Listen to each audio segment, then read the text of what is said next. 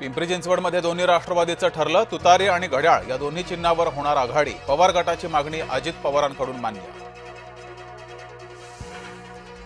पुण्यात पवार गट मवियाच्या चर्चेतून बाहेर, पिंपरी चिंचवडमध्ये दोन्ही राष्ट्रवादीचं ठरलं. दोन गुजराती मुंबई गिळायला निघालेले आहेत, उद्धव ठाकरेंचा भाजपावर घणाघात. ठाण्यात भाजपा 40 तर शिवसेना 91 जागांवर लढणार. उर्वरित 4 जागांबाबत लवकरच निर्णय होणार. जय महाराष्ट्राला सूत्रांची माहिती. मुंबई मनपा निवडणूक राष्ट्रवादी स्वबळावर लढणार. राष्ट्रवादीकडून उमेदवारांची पहिली यादी जाहीर. पहिल्या यादीत 36 उमेदवारांची नावं. नागपुरात राजकीय घडामोडींना वेग. मुख्यमंत्री फडणवीसांनी घेतली नितीन गडकरींची भेट. नागपूर पालिका निवडणुकीसंदर्भात बैठक. चंद्रपुरात कोणतीही अडचण नाही. मुनगंटीवार जोरगेवार वादावर बावनकुळेंचं वक्तव्य.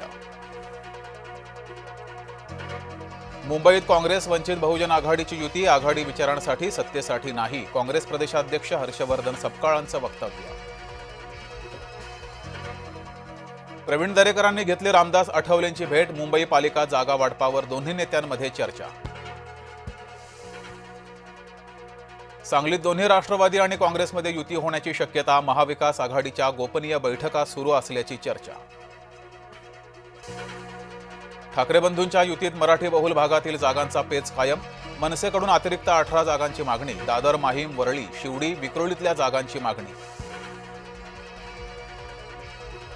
मनसेला हव्या होत्या त्या जागा मिळणार नाहीत. एकनाथ शिंदेंच्या उठावाची जाणीव राज ठाकरेंना होईल. उद्योग मंत्री उदय सामंत यांचं सूचक वक्तव्य. भाजपानं तुमचा दुरुपयोग केला, काँग्रेसचाही अनुभव आला. महाराष्ट्रासाठी मनसेसोबत युती केली. उद्धव ठाकरे यांचं वक्तव्य चर्चांना उधाण. अशोक चव्हाणांना जनता त्यांची जागा दाखवेल. नांदेडचे काँग्रेसचे खासदार रवींद्र चव्हाणांची टीका. प्रकाश महाजनांवर शिवसेनेकडून मोठी जबाबदारी. महाजनांची शिवसेनेच्या प्रवक्तेपदी नियुक्ती. शरद पवार माझे गुरु. उद्योगपती गौतम अदानींकडून पवारांची स्तुती. तर देशात विकासात अदानींचं योगदान. शरद पवारांकडून अदानींचं कौतुक. भाजपात रवींद्र धंगेकरांची कोंडी होत असल्याची चर्चा. धंगेकरांचा मुलगा प्रणव अपक्ष निवडणूक लढण्याच्या तयारीत.